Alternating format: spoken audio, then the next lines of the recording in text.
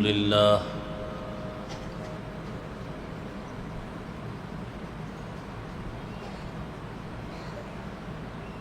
الحمد لله الذي جعل الشمس والقمر بحسبان والنجم والشجر يسجدان وفضل زمانا على زمان كما فضل مكانا على مكان وإنسانا على إنسان ونشهد أن لا إله إلا الله وحده لا شريك له ونشهد أن سيدنا ومولانا محمدا عبده ورسوله اللهم صل على محمد النبي الأمي وعلى آله وسلم تسليما وبعد فأعوذ بالله من الشيطان الرجيم بسم الله الرحمن الرحيم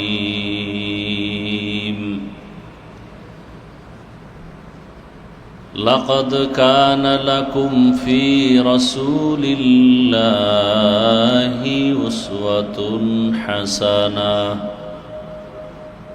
وقال رسول الله صلى الله عليه وآله وسلم تركت فيكم أمرين لن تضلوا ما تمسكتم بهما كتاب الله وسنة رسوله صدق الله مولانا العظيم وصدق رسوله النبي الأمي الكريم ونحن على ذلك من الشاهدين والشاكرين والذاكرين والحمد لله رب العالمين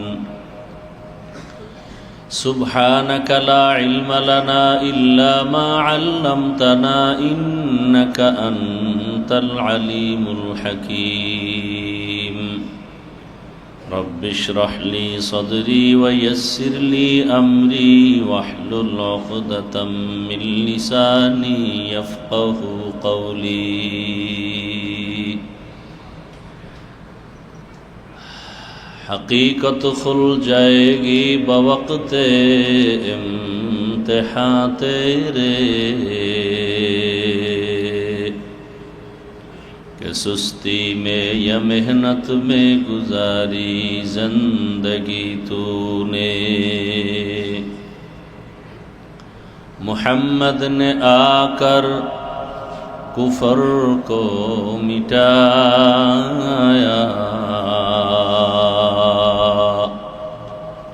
کفر کو مٹا کر صداقت بتایا لا الہ الا اللہ لا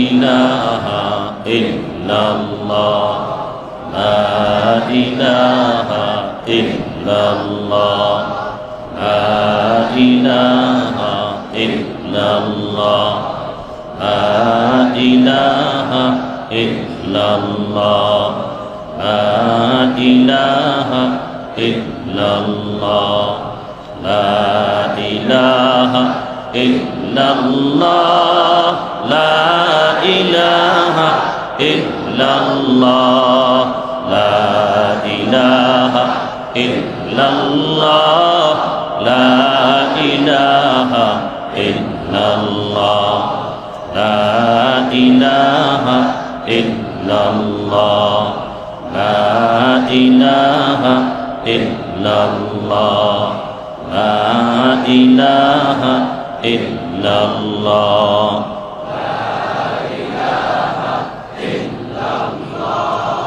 লা ইলাহা ইল্লাল্লাহ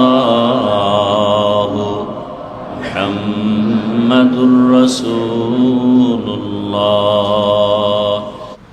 আল্লাহ পাকের প্রিয় বান্দা হযরত মুহাম্মদুর রাসূলুল্লাহ সাল্লাল্লাহু আলাইহি ওয়া আলিহি ওয়াসাল্লামের প্রিয় উম্মতগণ, আল্লাহ পাকের দরবারে লাখো কোটি শুকর যে রব্বুল আলামিন আমাদেরকে সুস্থ রেখেছেন, আলহামদুলিল্লাহ। আমাদের সুস্থতা আল্লাহ পাক দায়মিভাবে কবুল করেন। সুস্থতা জীবনের বড় এক নেয়ামত। যদি সুস্থই থাকতে না পারি তাহলে দুনিয়ার কাজও চলবে না, আখেরাতের কাজও চলবে না। দুনিয়ার কাজের সুস্থতার জন্য দুনিয়ার খাদ্য খাইতে হয়, তাও সীমাবদ্ধতার মধ্যে, মন চাইলেই খাওয়া যাবে না। আখেরাতের শক্তি ইবাদত, আর ইবাদতের জন্য খানা হলো রুহের, আর রুহের খানা হলো এটা আল্লাহর দেওয়া।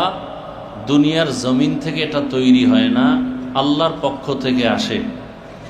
আর আল্লাহর দেওয়া যত রুহের খোরাক আছে, খানা আছে, এই সব খানার মূল খানা হলো আল্লাহ পাকের ইসমে জাতের জিকির। কার জিকির? আল্লাহ পাকের জিকির।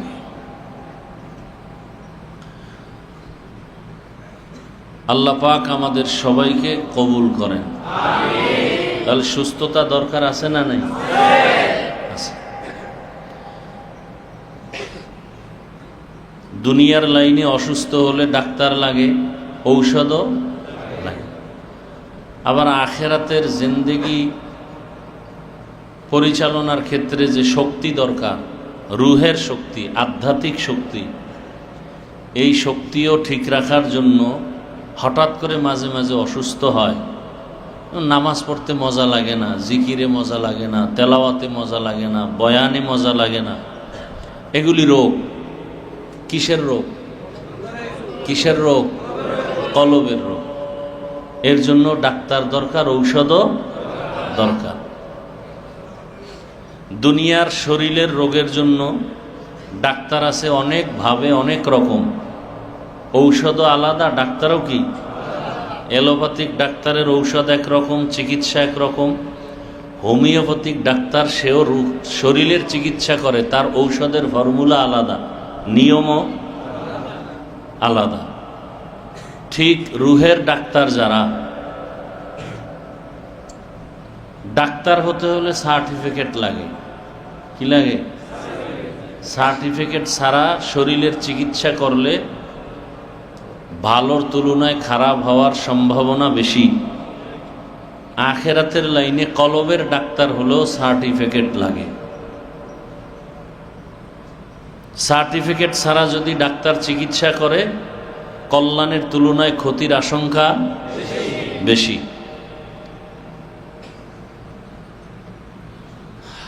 কলবের ডাক্তারদের সার্টিফিকেটের নাম খেলাফত। কি নাম? খেলাফত। যেমন রসুলের খেলাফত প্রাপ্ত সাহাবা, যাদেরকে খোলাফায়ে রাশেদিন বলা হয়।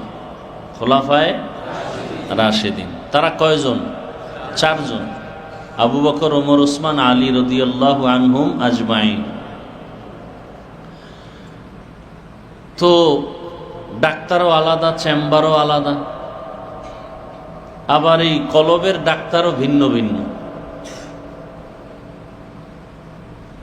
সবই এক নামে ওলামায়ে কেরাম, তো চেম্বার আলাদা। চেম্বার কি? নিয়মও। এলোপ্যাথিক ডাক্তারও শরীরের ঔষধ দেয়, নিয়ম কি হোমিওপ্যাথিকের মতো?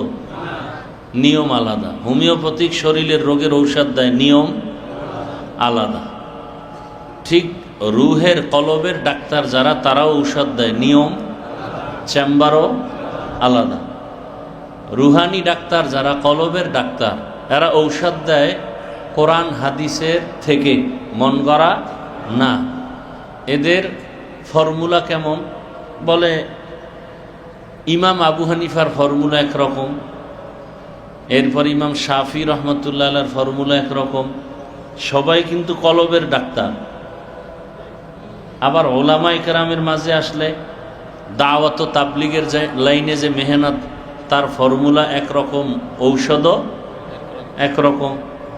আবার যারা ডাইরেক্ট তাজকিয়ার লাইনে পীর মুরিদি আমাদের সমাজে যেটা প্রচলিত, তাদের নিয়মও আলাদা, ঔষধও কি, কিন্তু সবাই কিন্তু কলবের ডাক্তার। হোমিওপ্যাথিক খাইলেও শরীর ভালো হবে, এলোপ্যাথি খাইলেও ভালো হবে। কোনোটা তাড়াতাড়ি হবে, কোনোটা দেরিতে হবে। বেশিরভাগ হোমিওপ্যাথিক ডাক্তারের ঔষধে চিকিৎসা নিলে একটু স্থায়ীভাবে হবে, কিন্তু সময় লাগবে বেশি। এলোপ্যাথিক ডাইরেক্ট, কিন্তু ডাইরেক্ট হওয়ার পরে কিন্তু রিয়াকশনের কি আছে, ভয় আছে। তো কলবের চিকিৎসা যেখানে হয় এটাকে তরিকাতের লাইনে বলে খানেকা। কি বলে? আমার সহজ ভাষায় আমরা বলি খানকা। কি বলি? এই খানকার যত পীর, এরা নারী না পুরুষ? যদি কোনো মহিলাও পীর হয় তাহলে তার আর খানকা থাকবে না। পুরুষের ডানা খানকা, হেড্ডায় কয় রশিকার লাগাই তুই। হ্যাঁ, পুরুষের ডানা খানকা। মহিলা যদি পীর হইয়া, আর বুঝি নাই ভণ্ডামি রাজবাড়ির দিকে কেন? আল্লাহ ভালো জানে। আল্লাহ হেদায়াত দান করুন। হ্যাঁ, তো আমি যে আয়াত তেলাওয়াত করেছি, রসুলের হাদিস থেকে একটি হাদিস পড়েছি। আল্লাহ পাক আয়াতের মধ্যে বলেন, লাকাদ কানা লাকুম ফি রাসূলিল্লাহি উসওয়াতুন হাসানাহ। হে রসুল, আপনি বলে দেন উম্মতকে যে গোটা দুনিয়ার মানুষের জন্য উত্তম আদর্শ রসুলের মধ্যেই আছে, আর কারো মধ্যে নেই। নবীজি বলেন, তারাকতু ফীকুম আমরাইন, আমি বিদায়বেলা দুটো জিনিস তোমাদের মাঝে রেখে গেলাম এবং চ্যালেঞ্জ দিয়ে গেলাম, যদি আঁকড়াইয়া ধরো তাহলে ঈমানও যাবে না, সম্মানও। দুই জিনিসের, এক হলো কোরআন, দ্বিতীয় হলো রসুলের আদর্শ সুন্নত। প্রথম কি? দ্বিতীয়, যেহেতু আরবি মাস রবিউল আউয়াল চলে, আরবি মাসের ফজিলত বয়ান করা এটা সওয়াবের কাজ, গুনাহ না। আর আরবি মাসগুলো নির্ধারণ করেছেন আল্লাহ, নামও রেখেছেন আল্লাহ, ফজিলতও দিছেন আল্লাহ। আল্লাহ বলেন, ইন্না ইদ্দাতাশ শুহুরি ইনদাল্লাহি 12 শাহরান ফি কিতাবিল্লাহ ইয়াওমা খালাকাস সামাওয়াতি ওয়াল আরদ মিনহা আরবাআতুন হুরুম যালিকাদ দীনুল কাইয়্যিম। সূরা তাওবার মধ্যে আল্লাহ বলেন, কিয়ামত পর্যন্ত বছরে গণনার আকারে মাস হবে 12টা। কোনো বছর 11 মাসেও হবে না, 13 মাসেও। মাস হবে কতটা? 12টা। এবং এই 12 মাসের মধ্যে 4 মাস খুব সম্মানের মাস। সম্মান মানি ওই সময় আয়াত নাজিল করছেন যেই প্রেক্ষাপটে সব বেদিনদের সমাজ, মুশরিক বেঈমান,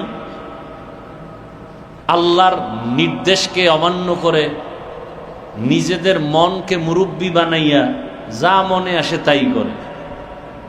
হজের মাস, বরকতের মাস, সম্মানের মাস, মনের উল্টা হয়ে গেছে, যুদ্ধ রেডি, একজনকে মেরে ফেললো, রক্তপাত ঘটায় দিল।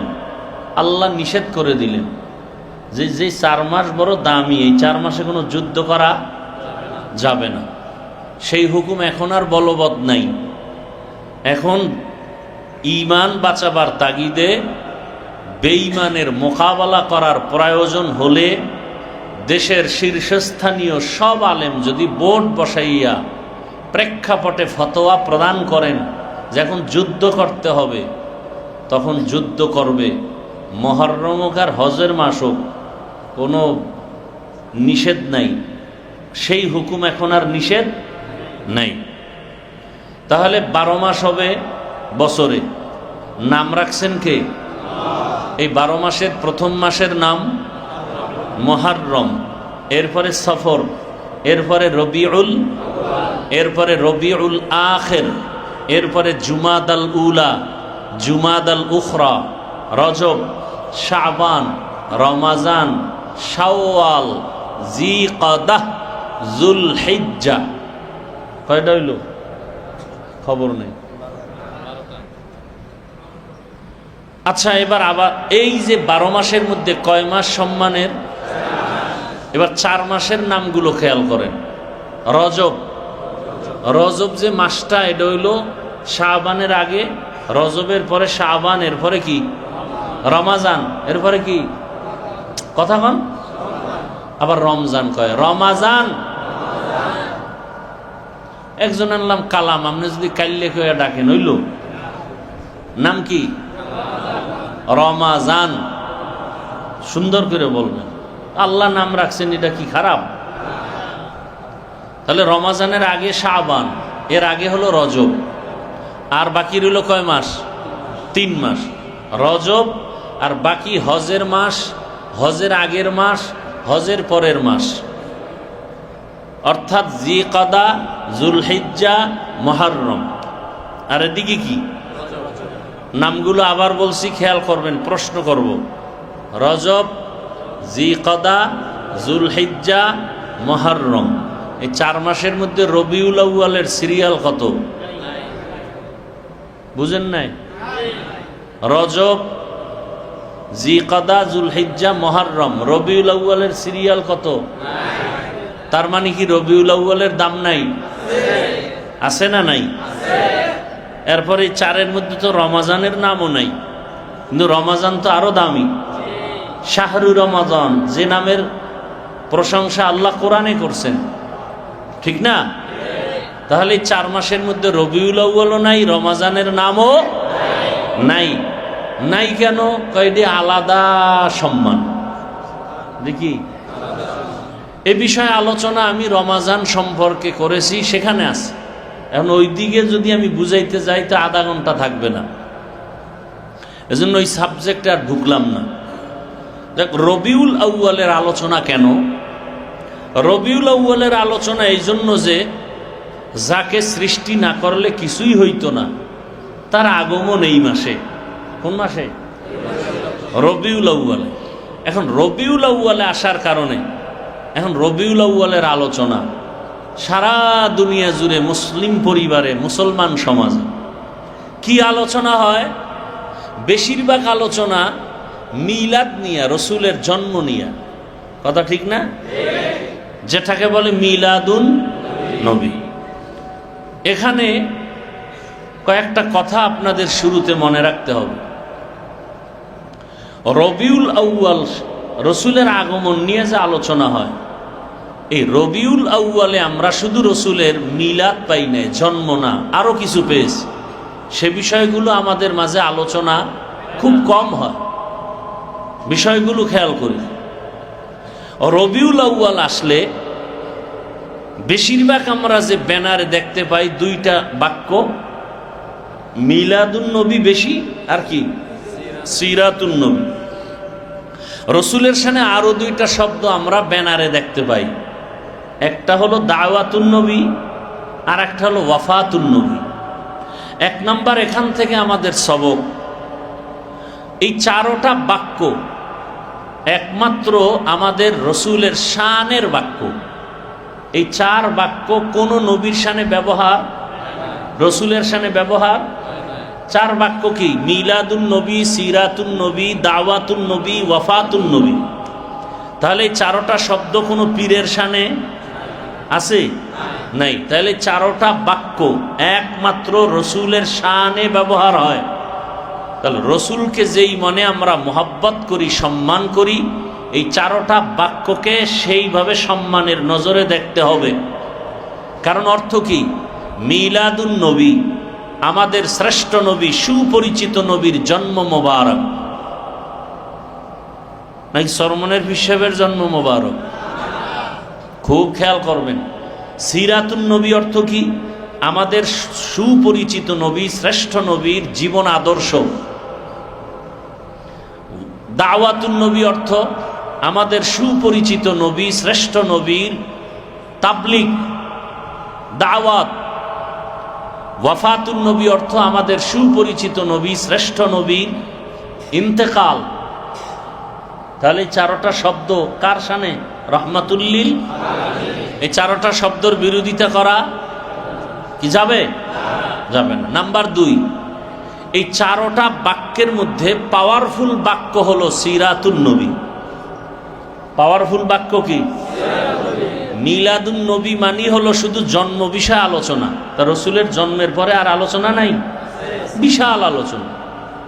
ওয়াফাতুন নবী মানি রসুলের ইন্তেকাল নিয়ে আলোচনা, একটা আলাদা সাবজেক্ট। ওয়াফাতুন নবী রসুলের মৃত্যু, এটা নিয়ে যদি বই লেখে টোটাল মৃত্যুর আলোচনাই চলবে। রসুলের জন্ম মোবারক, এ বিষয়ে বই লেখলে টোটাল জন্ম নিয়েই আলোচনা। আর সিরাতুন নবী এমন একটা বাক্য যার মধ্যে মিলাদুন নবীও আছে, ওয়াফাতুন নবীও আছে, দাওয়াতুন নবীও আছে। তাহলে পাওয়ারফুল বাক্য কোনটা? সিরাতুন নবী। কয়টা সবক গেল? 2টা। 1 নাম্বার সবক, এই চারটা বাক্য অন্তরে ধারণ করতে হবে সম্মানের সাথে, অন্তর কোনো উল্টাপাল্টা চিন্তা করা। 2 নাম্বার সবক, এই চারটা বাক্যের মধ্যে পাওয়ারফুল বাক্য। 3 নাম্বার সবক, রবিউল আউয়াল আমাদের কি দিল? ইখতিলাফ আছে, অনেক মতবিরোধ আছে। রসুল কি এই মাসে আসছেন? ইতিহাসবিদরা বলেন না, রসুল অন্য মাসে আসছেন। কারো কারো মত এরকম আছে রমাজানে আসছেন, এরকমও মত আছে। তারিখ নিয়েও মতবাদ। কেউ বলেন 12 তারিখ, অনেকে বলেছেন না 8 তারিখ, রবিউল আউয়ালের 9 তারিখ, রবিউল আউয়ালের 11 তারিখ। দিন নিয়ে কোনো মতভেদ। আসার দিনও সোমবার, যাওয়ার দিনও। আসার টাইম সুবহ সাদিক, আর বিদায়ের টাইম সোমবার দিন চাশতের সময় জোহরের নামাজের আগে। আর কবরে দাফন হয়েছে, রওজা মোবারকে দাফন হয়েছে বুধবার দিন গিয়া রাতের বেলা তাহাজ্জুদের সময়। কোন সময়? নবী নিজে বলেন মাইয়েতকে দেরি না করে দ্রুত দাফন করো। যে রসুল এত সুন্দর বাণী দিলেন, সেই রসুলের দাফনে 3 দিন দেরি হলো কেন? 3 দিন দেরি হলো কেন?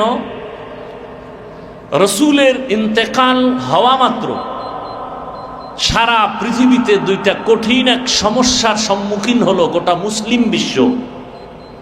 এক সমস্যা, রসুলের পরে খেলাফতের চেয়ারে কে বসবেন? দ্বিতীয় সমস্যা, রসুলের ইন্তেকালের পরে দাফন হবে কোথায়? মক্কায় না মদিনায়? নিয়ে মতবিরোধ দেখা গেল। এক সমস্যার সমাধান দিলেন বাবা আবু বকর, আর এক সমস্যার সমাধান দিলেন আম্মাজান আয়েশা রাদিয়াল্লাহু আনহা। বুঝেন না কথা?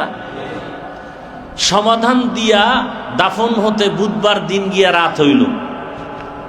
এখানে আরো একটা পয়েন্ট আমি বলে থাকি, এই 3 দিনের মধ্যে রসুলের ভবিষ্যৎবাণী মুসলিম উম্মত আমার 73 দলের 72 দল তৈরি হবে জাহান্নামী। এই 3 দিনের মধ্যে তাদের সূত্রপাত শুরু হয়ে গেছে। 72 দল জাহান্নামীর সূত্রপাত এই 3 দিনের মধ্যে হয়েছে।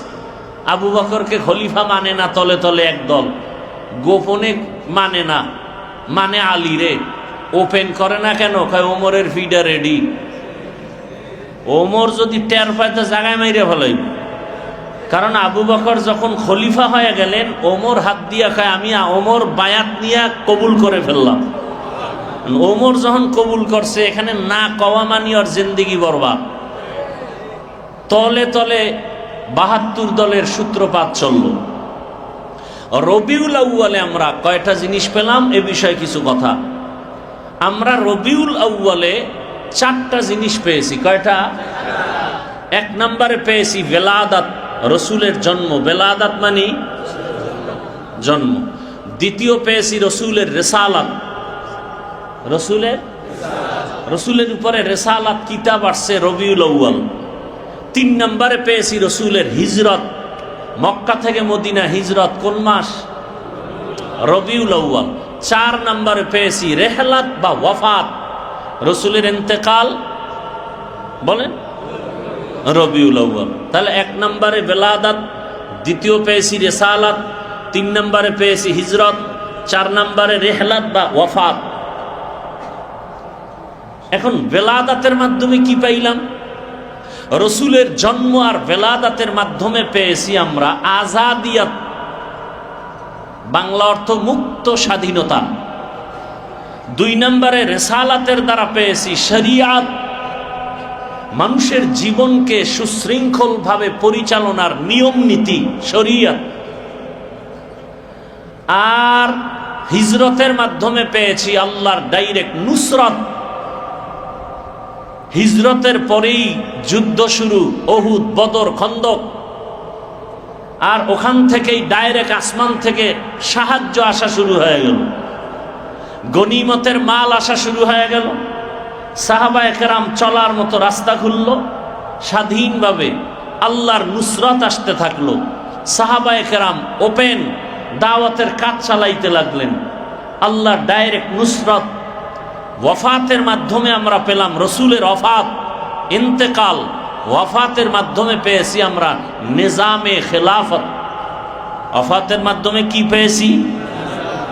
নিজামে খেলাফত। মানি রসুল বিদায়ের পরে রাষ্ট্র পরিচালনা কিভাবে হবে, ইমাম কে হবে, নিয়ম কি হবে, সব কিছু আল্লাহর রসুল ইন্তেকাল হলেন, এরপরে ধারাবাহিক শুরু হলো দেশ পরিচালনার জন্য, সমাজ পরিচালনার জন্য খলিফা কিভাবে হবে, কে হবে খলিফা, পরামর্শ সিস্টেম আল্লাহর রসুলের ইন্তেকালের পর থেকে শুরু হয়ে গেছে।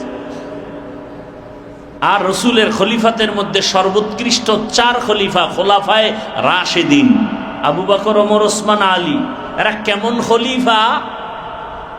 রসুল বলেন আলাইকুম বিসুন্নতি ওয়া সুন্নাতিল খুলাফাইর রাশিদিন আল মাহদিয়িন।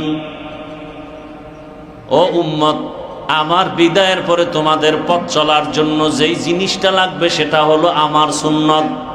কার সুন্নত? নবীর নিজের আদর্শকেও বললেন সুন্নত, আর খোলাফায়ে রাশিদিনের আদর্শকেও বললেন সুন্নত। অসুন্নতিল খুলাফাইর রাশিদিন, আমার খলিফাদের সুন্নত। আমারটাও সুন্নত, খলিফাদেরটাও। তাহলে গুরুত্ব আছে না নাই? কেমন খোলাফা আমার? তারা রাশিদিন, চূড়ান্ত নির্ভেজাল পথ দেখাবে। কোথায় যাওয়ার? কেমন পথ দেখানেওয়ালা? কয় ভেজাল পথ দেখাবে না, সন্দেহযুক্ত না, মাহদিয়িন, হেদায়াত প্রাপ্ত পথ ও প্রদর্শক। কি প্রাপ্ত? হেদায়াত প্রাপ্ত। খোলাফায়ে রাশিদিন হেদায়াত প্রাপ্ত। আবু বকর একজন হেদায়াত প্রাপ্ত পথ দেখানেওয়ালা,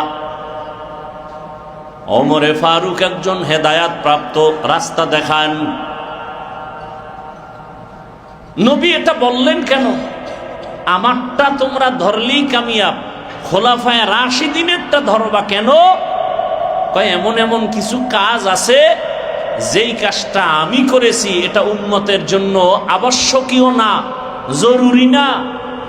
আবার এমন কোন কাজ আছে আমি করি নাই, আমার আবু বকর করছে, ওমর করেছে, আমি এটাকে দেখা নিষেধ করি নাই। উম্মতেরও বলছি তোমরা আমলটা করো, এই কাজটা করো, বরকত হবে।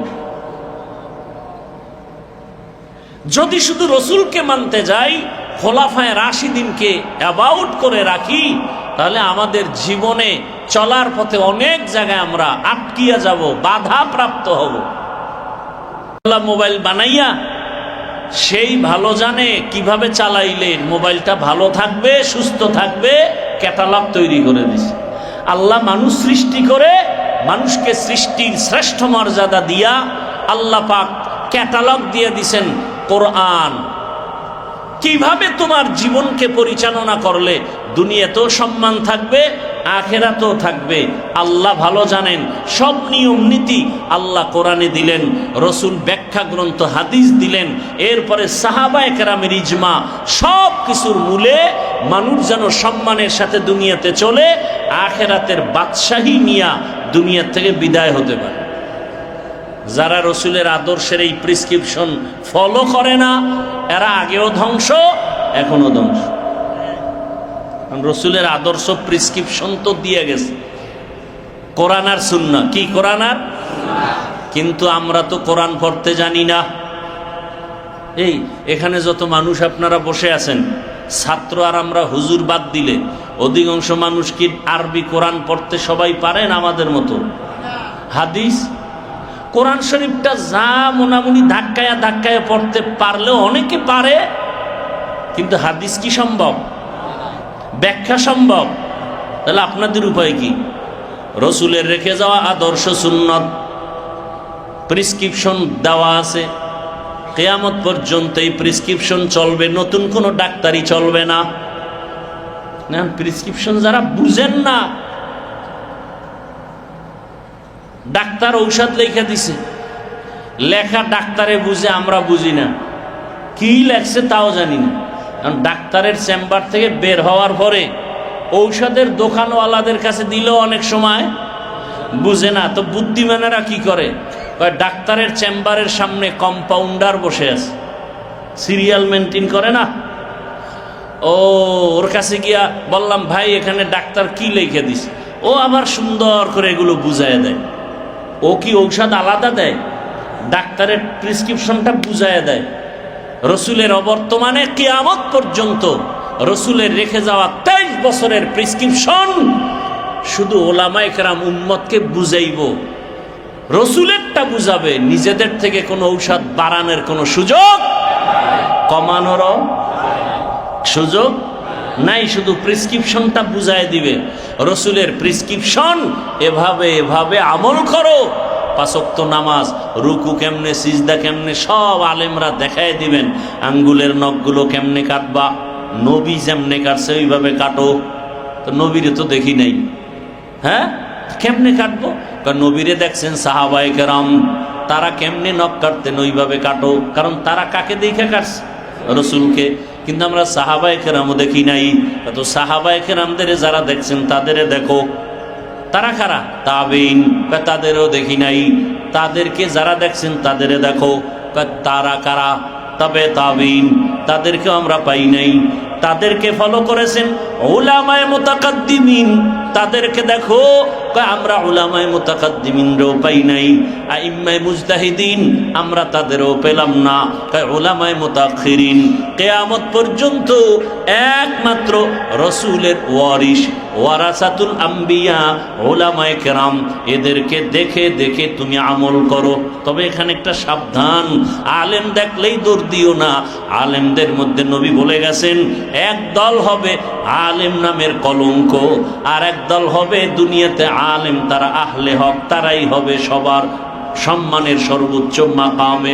তোমরা আহলে হকের অনুসরণ করো, আহলে বাতিলের অনুসরণ করবা না। ওলামাদের মধ্যে কয় দল?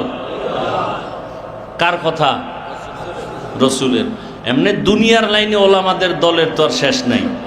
ওলামা লীগ, ওলামা দল, এরপর আরো আরো আছে না। কিন্তু রসুলের আইনে ওলামা কয় দল? আলা ইন্না শাররাশ শাররি শিরারুল উলামা ওয়া ইন্না খায়রাল খায়রি খিয়ারুল উলামা। নবী বলেন সব থেকে উত্তম আলেম, সব থেকে খারাপও কি আলেম। এত বড় সম্মানিত হওয়ার পরে খারাপ হবে কেন? একমাত্র দুনিয়ার লোভ তাকে খারাপের দিকে নিয়ে যাবে। কিসের লোভ? দুনিয়ার লোভ আবার 3 প্রকার। কয় প্রকার? হুব্বে যা, হুব্বে মাল, হুব্বে নিসওয়ান। সম্মানের চেয়ারের লোভ, টাকা পয়সার লোভ, যৌবনের লোভ। কয় লোভ? কেউ দেখবেন আলেম হইয়াও কথাটা সকালে একরকম, বিকেলে আর এক রকম। কেউ 2 কেন? কয় শেয়ার পাওয়ার লোভে। এক বললে আমার ওই শেয়ার ঠিক থাকে, সকালে একরকম কথা, বিকালে আর এক রকম কেন? বলে টাকার বস্তা আসছে আমার ঘরে ভোর রাত্রে তাহাজ্জুদের টাইমে, বরকতের হাদিয়া। কি নাই? নাই। গতকাল বলেছিলাম না মেরাজনগরে কদমতলি, মিয়া তোমার মাছ লাগলে মাছ বাজারে যাও। কোথায়? যাত্রাবাড়ি মাছ বাজারে যাও, সেখানে যত মাছ লাগে কিনো, একেবারে ইলিশ মাছ, রুই মাছ, স্যালমন, আরো কত কিছু সব ওখানে যাও। কিন্তু মনে মনে এই চিন্তা যদি করো, মাছ বাজারে যদি একটু স্বর্ণ পাই, মাছ বাজারে স্বর্ণ খুঁজলে পাওয়া যাবে? তাহলে যারা কুফরি সংবিধান নিয়া দেশ পরিচালনার স্বপ্ন দেখে, শপথ করে, আব্রাহাম লিঙ্কনের গণতন্ত্র নিয়া, এরা তো ইসলাম চায় না। এদের কাছে ইসলাম তালাশ করো কেন? ইসলাম তুমি খুঁজার জন্য, পাওয়ার জন্য বাংলাদেশে কি ইসলামের ব্যানার নাই? সেখানে যাও না কেন? সেই ব্যানার বাদ দিয়া কুফরি সংবিধানের পেছনে যদি ইসলাম তালাশ করো, মাছ বাজারে স্বর্ণ খোঁজার মতো বোকামি ছাড়া কিছু না।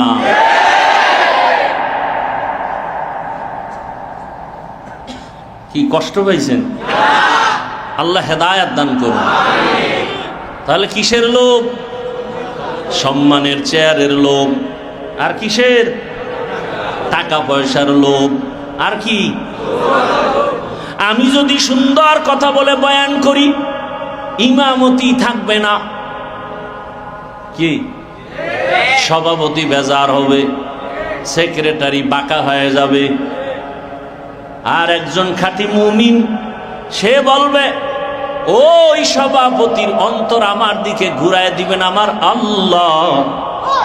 আমি যদি আল্লাহকে ঠিক রাইখা চলি, গোটা দুনিয়া আমার ঠিক হয়ে যাবে। পিপিলিকার খানা কে দেয়? নদীর মধ্যে হাজারো ধরনের মাছ কে খাওয়ায়? সমুদ্রের মাছের খানাও আল্লাহ দেন, জঙ্গলের হাজারো প্রাণীর খানা কে দেন? যেই আল্লাহ উড়ন্ত পাখির খানা দিতে পারেন, পিপিলিকার খানা দেন, ওই আল্লাহ কি আমার রিজিক দিবেন না? কি আল্লাহর উপরে সেই যে আকীদা, বিশ্বাস দুর্বল। আল্লাহ হেদায়াত দান করুন, আল্লাহ হেদায়াত দান করুন। রহমতের নবী বলেন, আদ-দুনিয়া খুলিকাত লাকুম ওয়া আন্নাকুম খুলিকতুম লিল আখিরা। দুনিয়া আল্লাহ মানুষের গোলামি করার জন্য বানাইছেন, আর মানুষকে আখিরাতের ইবাদতের জন্য বানাইছেন। তুকু যাও সুন্নতে আহমদ কুজা বা মুহাম্মদ কাইবুয়াদ নিসবত রা মান আহাব্বা সুন্নতি কওলে রাসূল মজদায়ে কা নামাই হাম কুন কবুল। কেমনে বুঝাইতাম? আপনার দরকার দুধ, গাভীর দুধ। কি? গাভীর দুধ। আপনি যদি অন্ধকার রাত্রে বলদের পিছনে ঘুরেন, কয় কেজি আসবে সকালবেলা? টানাটানি করে ভোর রাত্রে দেখবে যে দুধ না মুত, দুধ না মুত। তাহলে দুধের দরকার, কোথায় যাবেন?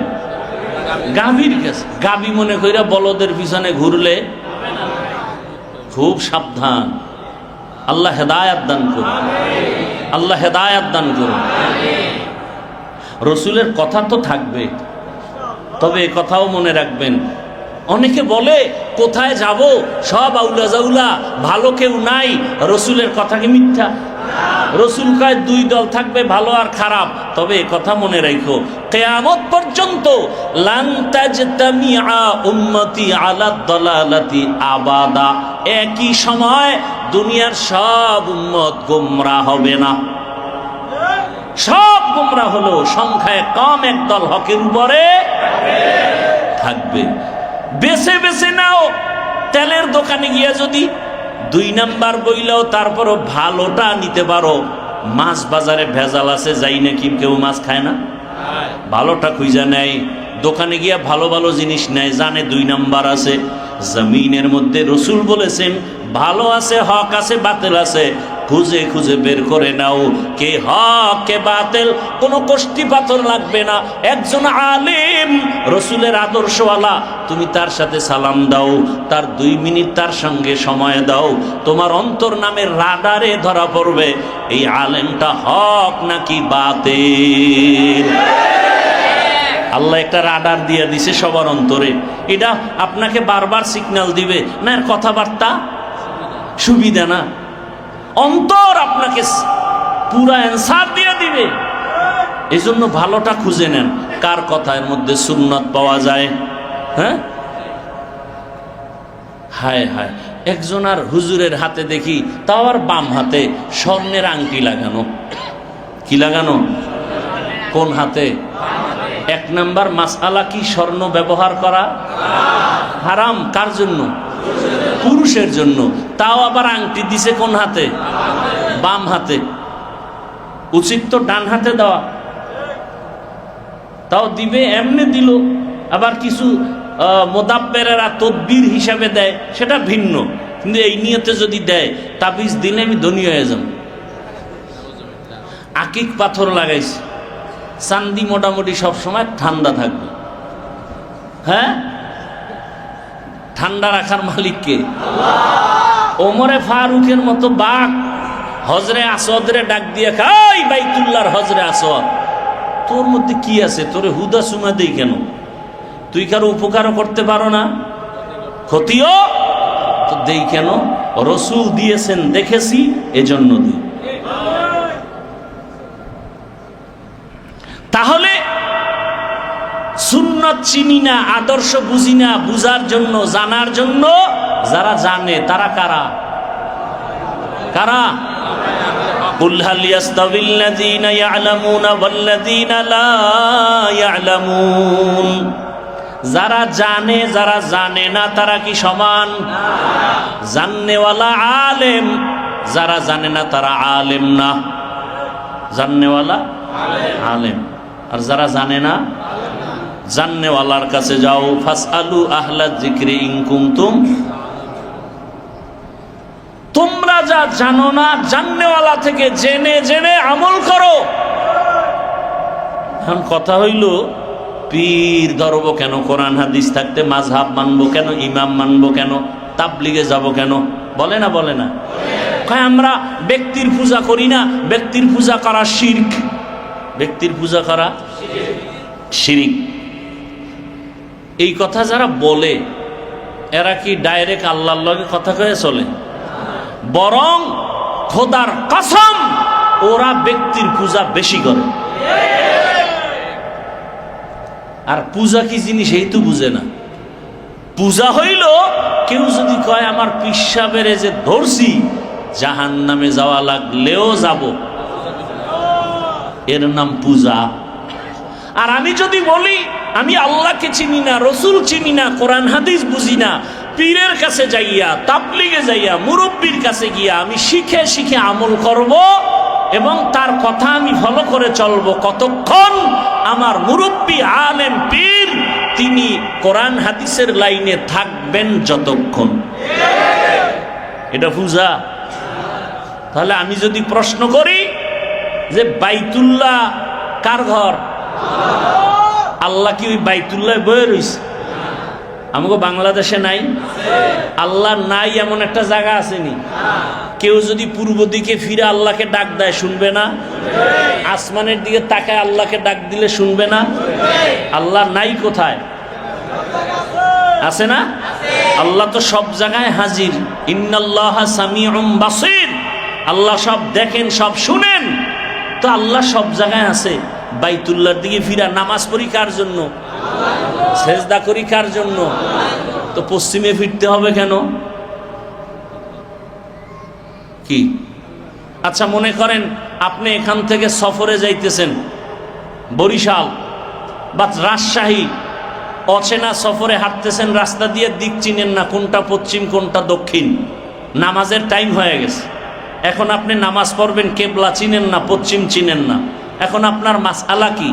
আপনার অন্তর হলো এখন নতুন কিবলা। অন্তর কি? আপনার অন্তর যদি বলে এদিকে এদিক, এখন এদিক যদি নামাজ পড়ছেন ধরে নেন পূর্ব দিকে, আপনি মনের ধারণায় পূর্ব দিকে পশ্চিম মনে করে নামাজ আদায় করে ফেলছেন। 1 ঘন্টা পরে আপনি টের পাইছেন যে আপনার যে জোহরের নামাজটা ছিল কোন দিকে পড়ছেন? এখন কি নামাজ হবে না হবে না?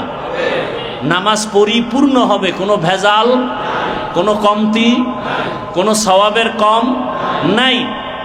তাহলে পূর্ব দিকে যে ফিরে পড়লেন, কয় আরে এখানে তো পশ্চিম কিছু না, আমার মালিক হলো আসল, আমার মালিক আসল। তাহলে নামাজ পড়বো কার জন্য? সেজদা দিব কার জন্য? তো বাইতুল্লাহর দিকে ফিরতে হবে কেন? সেটা তো একটা পাথরের ঘর, তাও তো আল্লাহ বানায় নাই, ফেরেশতা বানাইছে, আদম বানাইছে, ইব্রাহিম নবী বানাইছে, শেষ সময় বাইতুল্লাহ নির্মাণ করছে হাজ্জাজ বিন ইউসুফ। তাহলে ইবাদত করি আল্লাহর, বাইতুল্লাহর দিকে ফিরতে হবে কেন? এই প্রশ্নের যেই জবাব কোরআন আছে, হাদিস আছে, পীরের কাছে যাব কেন, তাবলিগে যাব কেন, আবু হানিফাকে মানবো কেন, এই প্রশ্নের একই জবাব। কিন্তু কপাল খারাপ যে বাইতুল্লাহর প্রশ্নের জবাব জানে না, এইটা জানবে কেমনে?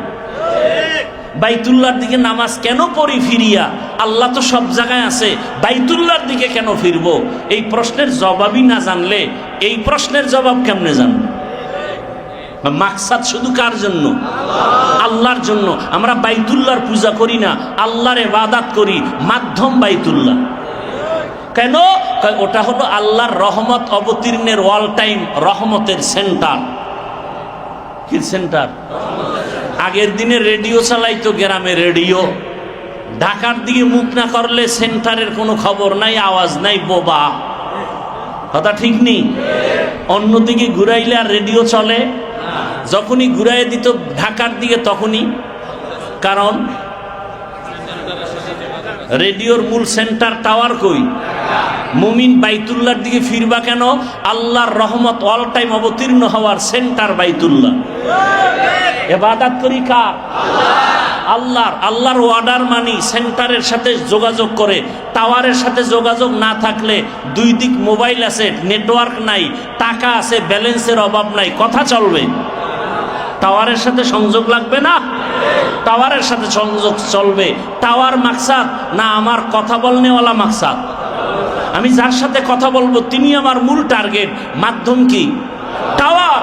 আমার মূল মাকসাদ রব্বে কারিম, আমার রবের সাথে আমি কথা বলবো, মাধ্যম ইমানের সেন্টার, মুমিনের সেন্টার বাইতুল্লাহ। আমি সুন্নাত মানবো কার? রসুলের। আমি দাড়ি রাখবো রসুলের আদর্শ, টুপি পরবো রসুলের আদর্শ, আঙ্গুলের নখ কাটবো রসুলের আদর্শ, আমি চুল কাটবো রসুলের আদর্শ। চিনি না সেন্টার টাওয়ারের সাথে যোগাযোগ লাগবে। এই আমাদের ইমানের নেটওয়ার্ক ঠিক রাখার টাওয়ার মদিনা, মাঝখানে যে আমাদের সহযোগিতা করবে মাধ্যম ওলামায়ে কেরাম। তবে ওলামায়ে কেরামের মধ্যে কারা? বাতিল না হক? হক। কেমন হক? প্রাথমিক ধারণা যাদের কথা শুনলে দিল নরম হয়, আমলের আগ্রহ বাড়ে, গুনার প্রতি ভয় জমে, তারা মোটামুটি প্রাথমিক ধারণায় হক। তারা প্রাথমিক ধারণায় কি? হক। এটা বুঝার মতো আল্লাহ পাক রাডার ভেতরে দিয়ে রাখছেন। কথা বুঝাইতে পারলাম? তাহলে আমরা পীর ওলিয়া উলিয়া মানতে পারবো কি পারবো না? পূজা করি না ইবাদত করি? কার ইবাদত? আল্লাহকে চিনার মাধ্যম উলামায়ে কেরাম। আর আলেম না হইয়া পীর হওয়া যায় না, আলেম না হইয়া মোবাল্লেগ হওয়া যায় না, এলেম না থাকলে মুজাহিদ হওয়া যায় না। মানুষকে দাওয়াতের ইমামতি করার জন্য শর্ত আছে, মুক্তাদির জন্য কোনো শর্ত? একজনে বিড়ি টান দিয়া এই খাড়ায় গেছে। মক্কায় দেখলাম নাক টাইনা ঘুমায়, কেবলার দিকে পাও দিয়ে একামত হইছে, দাঁড়ায় গেছে। এর অজু লাগে না, সব সময় পাক। কিন্তু ইমাম সাহেব কিরম পারবেনি? কি ইমাম সাহেব অজু ছাড়ায় নামাজে দাঁড়াইতে পারবো? মুক্তাদি যে কেউ হতে পারে, ইমাম হওয়ার কি আছে? শর্ত আছে।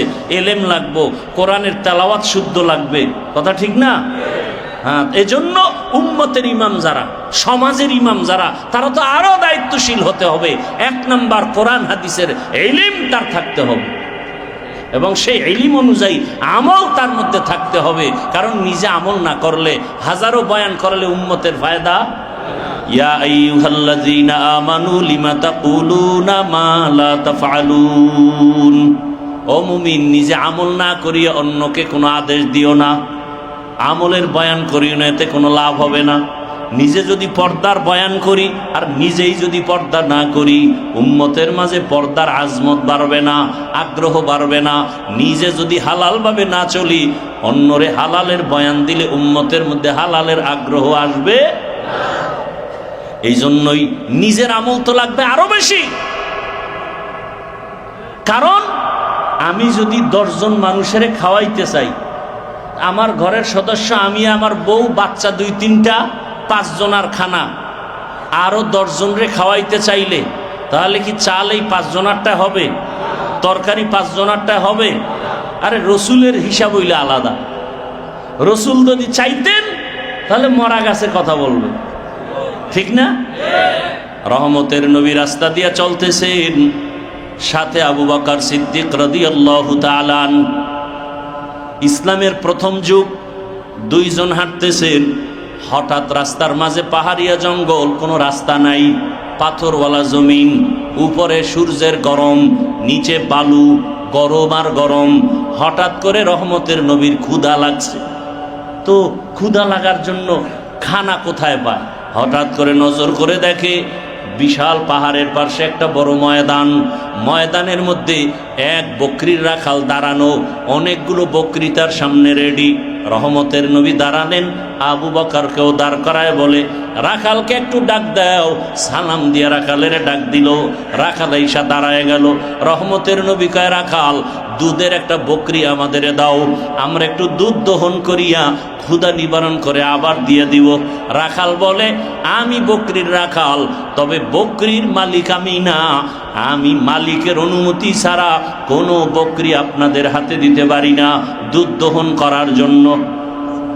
আরে বেঈমান হলেও রসুলের জন্মের কারণে, রসুলের বরকতে মানুষ রসুলের সামনে বেঈমানি কথা বলতে সাহস পাইতো না, বেঈমানি করবে তো দূরের কথা। রাখাল বলে এটা অসম্ভব। এইবার নবী তো নবী, রসুল কথা হলে এমন একটা বকরি আসেনি জীবনেও দুধ দিবে না? কাহা আছে, কয়টার লইয়া। রহমতের নবী দাঁড়ানো আছেন, আর ওই রাখাল একটা বকরি নিয়ে হাজির, যেটা জীবনেও দুধ দিবে না। রহমতের নবী বিসমিল্লাহ বলে বরকতের হাতটা বাড়ায় দিলেন, অনবরত দুধ আসতে থাকলো। রহমতের নবী দুধ পান করলেন, আবু বকর পান করলেন। নবী বলে, রাখাল তুমিও পান করো। পান করা শেষ, এবার বকরি নিয়ে যাও।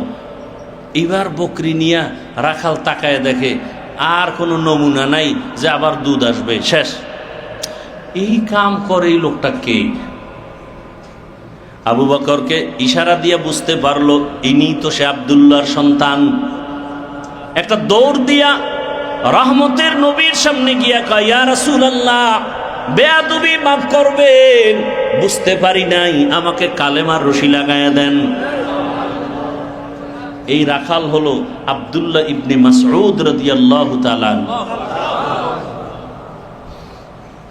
ইমামুল আউয়ালিন আল আখিরিন, বহরে সদকা রাহমাতাল লিল আলামিন। কি বুঝাইতে চাইছিলাম মনে আসেনি? কি আমরা ঘরে 5 জনার খানা 10 জনারে যদি দিতে চাই, কম না আরো বেশি লাগবে? বেশি। আমি হাফিজুর রহমান, মানুষ বলে আমাকে আলেম, আমি একা একা নামাজ পড়ি, তেমন কোনো টেনশন নাই। উম্মতের জন্য যদি নামাজের ইমামতি নেই, তাহলে আমার জিম্মায়, আমি একার জিম্মাদারি না, 500 মানুষ আমার পিছনে নামাজ পড়ে, এদের জিম্মাদারি আমার উপরে। আমি এদেরটাও আল্লাহর কাছে কবুল করাইতে হবে।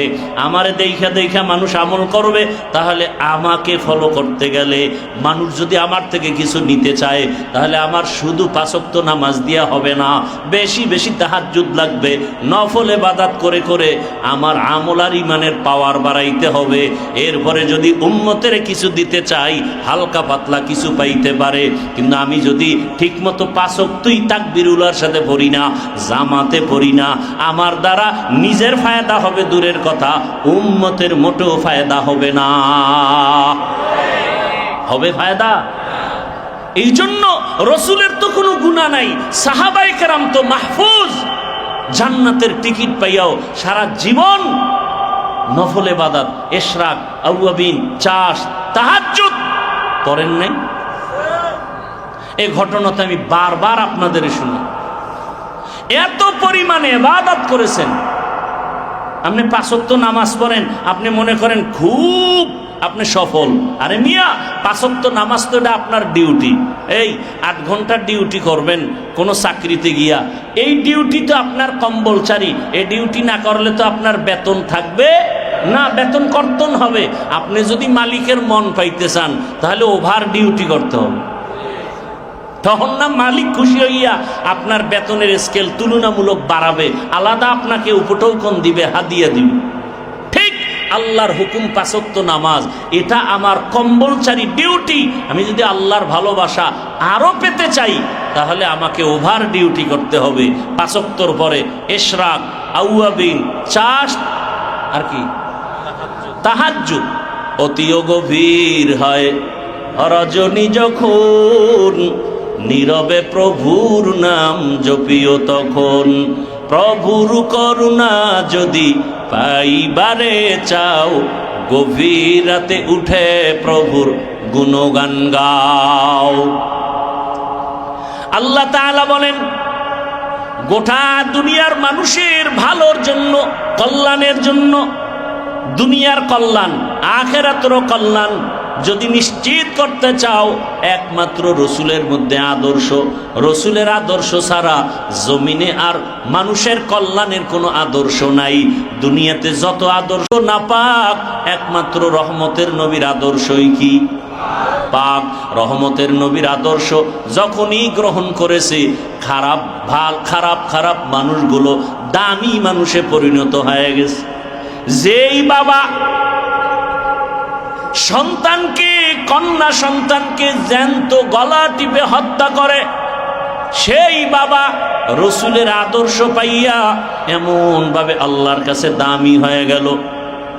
আল্লাহ পাক রব্বুল আলামিন সুসংবাদ দিয়ে দিলেন, রহমতের নবীও সুসংবাদ দিলেন, জান্নাতি মানুষ যদি দেখতে চাও আমার এই সাহাবীর চেহারার দিকে তাকাও। আল্লাহ এত মর্যাদা বাড়ায় দিলেন। এক বাবা রহমতের নবীর সামনে আইসা চোখের পানি ছেড়ে কান্না করে, ইয়া রাসূলুল্লাহ, আমারে আল্লাহ মাফ করবেনি। দেখছেন নি, এই কথা কখন বলবে মানুষ? যখন তার অন্তরের পশমের গোড়ায় গোড়ায় গোড়ায় গোড়ায় এই অনুভূতি আসবে যে আমি জাহান্নামের 1 সেকেন্ডের আযাব সইতে পারবো না। গবেষণা করবে, মুরাকাবা করবে, চক্ষু দুইটা বন্ধ করে যখন চিন্তা করবে গুনার কারণে শাস্তি জাহান্নামের আগুন, আর জাহান্নামটা কেমন, এই চিন্তা যখন করতে থাকবে, জাহান্নামের আগুন এত কঠিন আগুন হবে। আল্লাহ তাআলা বলেন, জাহান্নামের আগুন কত কঠিন, দুনিয়ার আগুন থেকে হাজার হাজার হাজার গুণ বেশি তাপ হবে জাহান্নামের আগুন। 500 বছর পথ দূর। জাহান্নামীরা জাহান্নামের আগুনের গরম পাইয়া চামড়াগুলো খসে খসে পড়বে। এমন এক জাহান্নামের আগুন আল্লাহ কার জন্য বানাইছেন?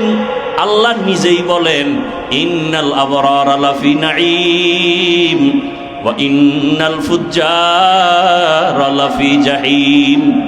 নেক আমলওয়ালা যারা তাদের জন্য জান্নাত, যারা গুনাহগার তাদের জন্য জাহান্নাম।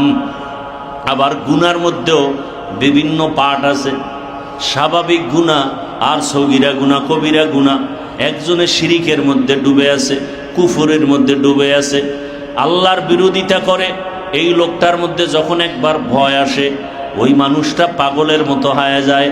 আল্লাহর এক বান্দা, বড় মোহাব্বতের বান্দা, এরে নবীর আশিক, আল্লাহর এক বান্দি, আল্লাহর বড় মোহাব্বতের বান্দি, জীবন ভর শুধু নেক আমল, নেক আমল, পর্দা রক্ষা করে চলে। আল্লাহর কি বান্দি, পর্দা ছাড়া বেপর্দায় চলে না। আল্লাহ তাকে কিছু বাচ্চা দিছে, বাচ্চাগুলোকে কাজ করে খাওয়ায়। একদিন হঠাৎ তার স্বামী দুনিয়ার থেকে চলে গেল, চিন্তায় পড়ে গেল, কেমনে আমার বাচ্চার মুখে হাসি ফুটাই। আমি না খাইয়া থাকলেও কষ্ট নাই, আমার বাচ্চাগুলো যেন না খায় কষ্ট না পায়। পাগলের মতো হয়ে গেল। আল্লাহর বান্দি কোথায় যাবে? বাচ্চাগুলো না খাইয়া যেন কষ্ট না পায়। মায়ের কলিজা ছটফট করে, বাবা দুনিয়ায় নাই, পেরেশান হয়ে গেল। কোথায় যাব? সম্পদ নাই, আমার স্বামী বড় গরিব, দিনা নিয়ে যা দেয় ও দিয়ে তো সংসার চালাইতো। আমার স্বামী আলাদা কোনো টাকাও রাখতে পারে নাই। সকালবেলা উঠিয়া রুজি রোজগারের জন্য চলে যায় রাস্তায়, সন্ধ্যাবেলা আসে, কোনো রকম বাজার সদাইয়ের ব্যবস্থা হয়। অট্টালিকাও নাই, আমার স্বামী দিনভর কষ্ট করে। আজ আমার স্বামীও নাই, আলাদা সম্পদও নাই। আমার স্বামী না থাকায় আমার বাচ্চাগুলোর নিয়ে কি করি? আমি একা যদি থাকতাম, আমি এক গ্লাস পানি পান করেও থাকতে পারি, আমি না খাইয়াও দিন কাটাইতে পারি। কিন্তু বাচ্চাগুলোর কয়দিন ক্ষুধার তৃষ্ণা আমি মা সহ্য করতে পারি না। মা সিদ্ধান্ত নিল মানুষের বাড়ি কাজ করবে, কাজ কইরা কইরা বাচ্চাগুলোর খানার আয়োজন করবে। এই কথা চিন্তা করিয়া সিদ্ধান্ত নিয়া নিজে পর্দা রক্ষা করিয়া মানুষের বাড়ি কাজ করে, যা পায় সন্তানের খানার আয়োজন করে। এক পর্যায়ে অসুস্থ অবস্থা হয়ে গেল, বাচ্চাগুলোর খানা নাই, নিজেও কাজ করতে পারে না। এক পর্যায়ে কোথায় যাবে? অসুস্থতাও কমে না, হঠাৎ করে চিন্তায় পড়ে গেল, বাচ্চাগুলো না খাইয়া মায়ের পার্শ্বে কান্না করে, আম্মু খানা দাও, সহ্য করতে পারি না ক্ষুধার যন্ত্রণা। মার কাছে কান্না করে, মা পাগলনির মতো হয়ে গেল। কোথায় পাবে খানা? কাজও বন্ধ, অসুস্থতার কারণে টাকাও নাই, কাজও করতে পারে না। আল্লাহর বান্দি সিদ্ধান্ত নিয়া হঠাৎ অন্তরে একটা চিন্তা আসলো, আমার গ্রামের পার্শ্বে একটু দূরে এক টাকাওয়ালা আছে, ধনী, ওর কাছে যাইয়া একটু যদি টাকা ধার পাই, ওই টাকা আইনা আমি আমার বাচ্চাদের খানার আয়োজন করি, সুস্থ হলে আমি আবার কাজ কইরা কইরা টাকা পয়সা দিয়ে দিব। আল্লাহর বান্দি চিন্তা ভাবনা করিয়া, বহু চিন্তা করিয়া ওই টাকাওয়ালার বাড়ি গেছে। কিন্তু ওই টাকাওয়ালা বাড়ির যে মালিক, ও বড় গুনাহগার, ও সব সময় জেনা করে, অন্যায় করে। এলাকার সবাই জানে এর মতো গুনাহগার জাহান্নামী কেউ নাই। এলাকার মানুষ জানে টাকা পয়সা কামায় অবৈধ লাইনে। আল্লাহর বান্দি বোরকা পরিয়া, পর্দা রক্ষা করিয়া ওই জাহান্নামী বান্দার বাড়ির দরজায় গিয়া হাজির। হঠাৎ করিয়া খবর যখন পাইছে, বলে, কে আসছে? পরিচয় নাও। হালকাভাবে পরিচয়টা নিয়ে জানে এই মহিলা বড় সুন্দরী, বড় রূপসী, চেহারা বড় ভালো। স্বামী বা স্বামী নাই। এইবার বলে, তাকে আসতে দাও আমার খাস কামরায়। খাস কামরায় নিয়া ওই ব্যক্তি মহিলা পর্দা রক্ষা করিয়া কথা বলার আগে কান্না শুরু করেছে। ডাক দিয়া কয়, কাঁদো কেন? আমাকে কিছু টাকা ধার দাও, আমি কতটা ঠেকায় ভরিয়া তোমার কাছে আসছি, আমারে যদি ধার দাও আমি মানুষের বাড়ি কাজ করিয়া আস্তে আস্তে তোমার টাকাগুলো দিয়া দিব। এবার বাচ্চার ক্ষুধার তৃষ্ণার জন্য মা জীবন বাজি রেখা এত বড় এক গুনাহগারের কাছে টাকার জন্য গিয়া দাঁড়াইছে। এই সুযোগে সদ্ব্যবহার করিয়া ওই টাকাওয়ালা জিনাকার ডাক দিয়া কয়, তোমাকে টাকার বান্ডিল দিব, তবে তুমি একটা রাতের জন্য আমার কাছে ফ্রি ভাবে থাকতে হবে। তাহলে টাকার ধার না, এমনিই দিয়ে দিব। আল্লাহর বান্দি চিন্তায় পড়ে গেল, ধার দিবে না, তবে একটা রাত আমাকে ফ্রি ভাবে রাখার জন্য আমার টাকার ওয়াদা করেছে, কিন্তু চিন্তায় পড়ে গেলাম একটা রাত থাকা মানি মারাত্মক গুনার সাথে লিপ্ত হওয়া, ওদিকে বাচ্চাদের কান্না, আমি অসুস্থ, কাজ করতে পারি না। শেষ পর্যন্ত আল্লাহর উপরে ভরসা করিয়া চিন্তা করলো আমার বাচ্চাদের কান্না সহ্য করা যায় না। ও মালিক, তুমি তো দেখতেছো আমার অন্তরের হালাত, আমি তো কত কষ্টের মাঝে জীবন কাটাই। আজকে এই জিনাকারের দরবারে আসছি আমার বাচ্চাদের ক্ষুধা নিবারণের জন্য, তুমি কুদরতের দরজা খুলে দাও। ও আল্লাহ, আমি যেন গুনার মধ্যে লিপ্ত না হই। খাস কামরায় থাকিয়া মহিলা ডাক দিয়ে কয়, আমি তোমার কাছে একটা রাতের জন্য রাজি হয়ে গেলাম। এবার ওই পুরুষ জিনাকার টাকার বান্ডিল হাতে দিয়ে দিছে। দেওয়ার পরে মহিলা টাকা রাখছে এক জায়গায়, রাখার পর রাতের বেলা যখন তার রুমের মধ্যে ঢুকাইল, হঠাৎ করে দেখে মহিলা হাউমাউ করে কান্না শুরু করেছে। গোপনে শুধু কান্না, এত পরিমাণ কান্না, সীমাহীন কান্না। কান্না শুনিয়া জিনাকার, গোপনে কেউ নাই, সব মানুষ ঘুমায় গেল।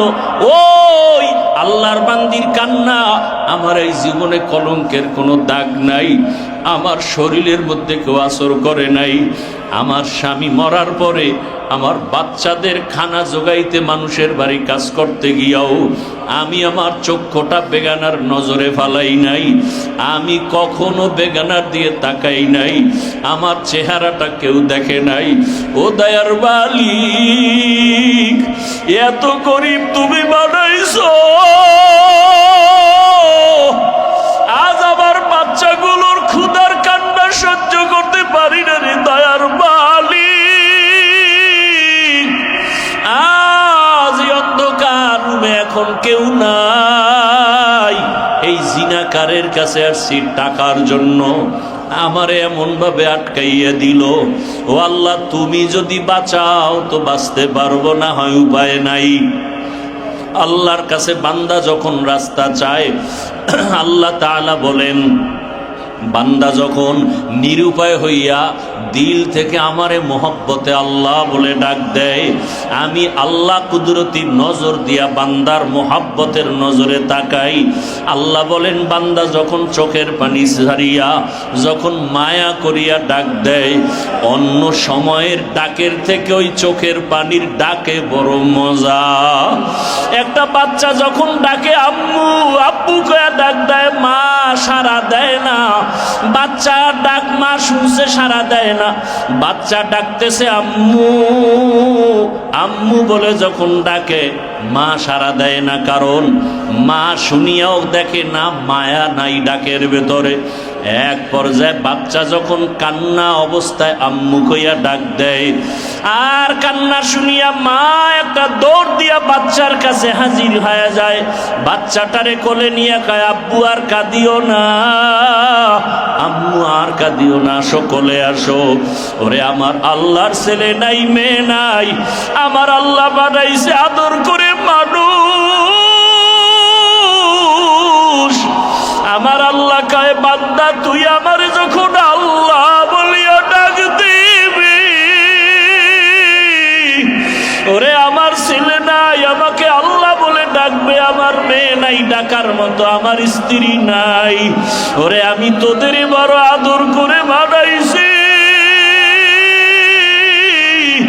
তুই যখন আব্বারে ডাকো, আম্মুরে ডাকো, আমি আল্লাহ কুদরতের নজর দিয়া তাকায় থাকি। তুই যখন আব্বু কইয়া ডাকো, বাবায় কতটা খুশি হয়ে গেছে। তুই যখন আম্মু কইয়া ডাক দাও, মা কত খুশি হইয়া যায়। তখন আমি আল্লাহ তাকায় থাকি, কখন তুই একবার আমারে আল্লাহ বলিয়া ডাক দিবি। আমি আল্লাহ তাকায় থাকি, ও বান্দা একবার আমারে আল্লাহ বলিয়া ডাক দে। ওরে তোর জবান দিয়া কথা বলার শক্তি তো আমি দিয়েছি।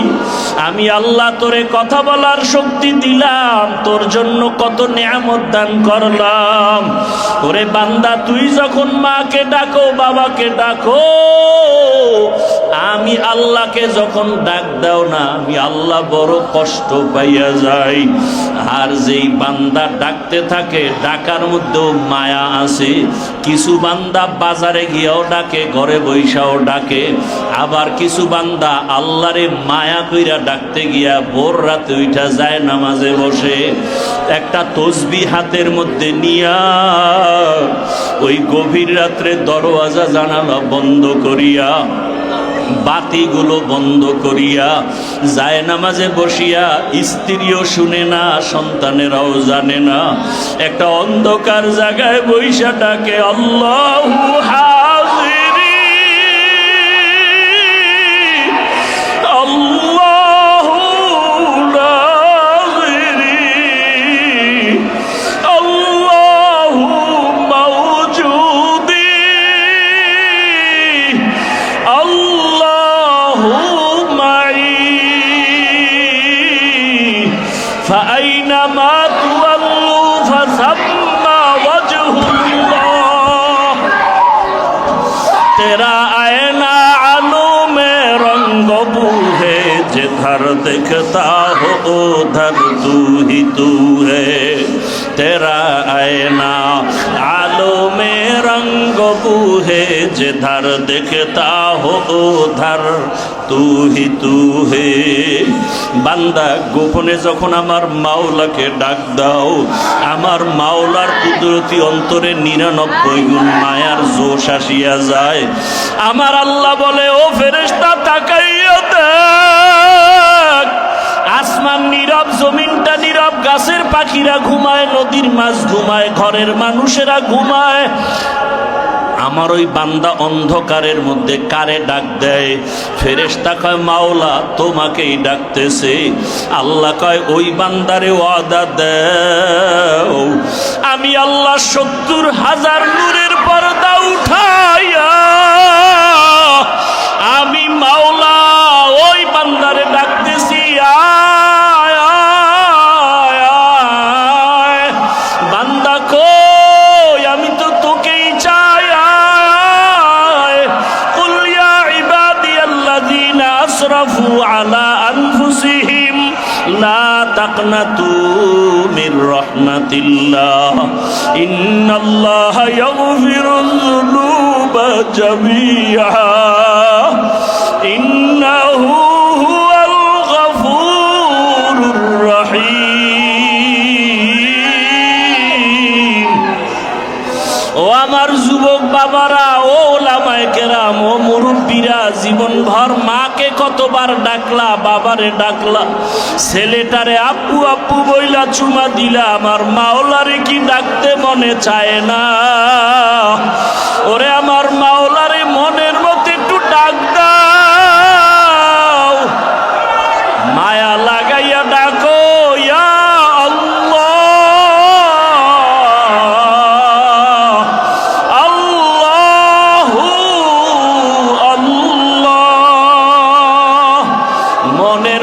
ডাক দাও, আমার মাওলার একটু মোহাব্বতে ডাক দাও। ছেলেটারে আব্বু বলিয়া চুমা খাও, মেয়েটারে আম্মু বলিয়া চুমা খাও। ওরে আমার, তোমার সন্তানটার চেহারা কত সুন্দর, তোমার সন্তানের আদরের ডাক কত সুন্দর। তোমার সন্তানটা তোমারে আব্বু কইয়া ডাকে, তুমি মায়া লাগাইয়া তুমিও চুমা খাও। তোমার সন্তান যখন তোমারে মোহাব্বতে ডাক দেয়, তোমার মায়া লাগে। আরে আমার মাওলারে কি একটু মোহাব্বতে ডাক দিতে পারবা না? ওরে আমার মাওলাকে একটু মোহাব্বতে ডাক দাও।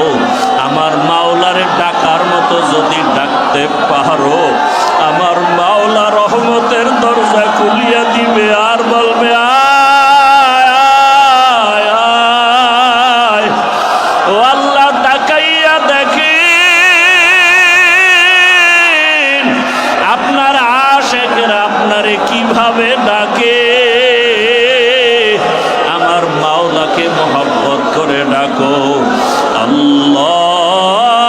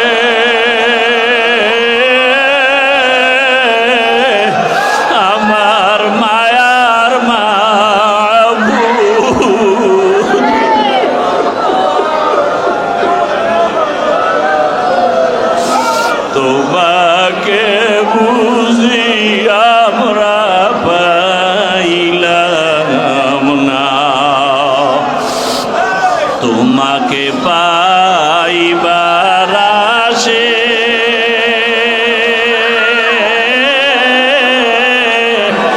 ঘুরিয়া আমি দেশ বিদেশে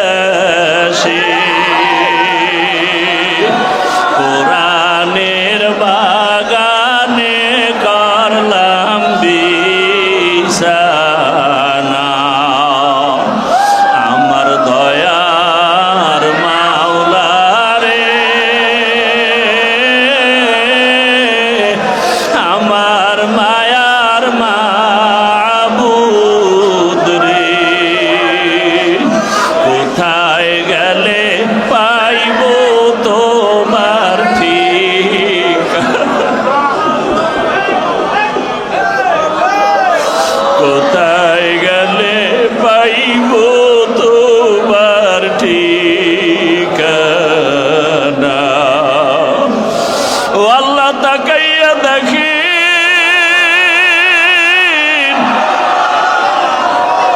আপনার আশিকেরা কি চায় কি চায়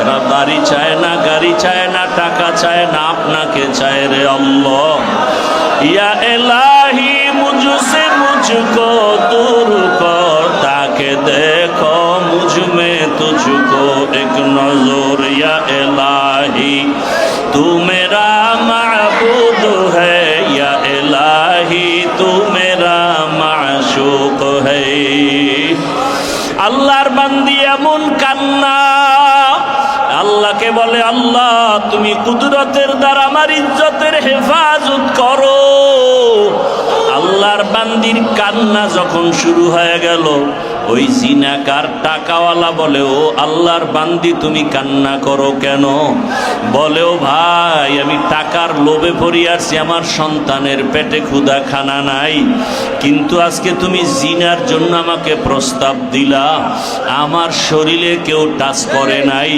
আমি কোনোদিন বেগানার দিকে চোখ দিয়া তাকাই নাই আজকে তুমি দরওয়াজা জানালা যদিও বন্ধ করেছো কিন্তু এই জানালা দিয়ে কেউ দেখবে না অন্ধকার তুমি মনে করো আজকে কেউ দেখবে না কিন্তু আমার অন্তরে ভয় ওরে আমার মালিক তো তাকাইয়া আছে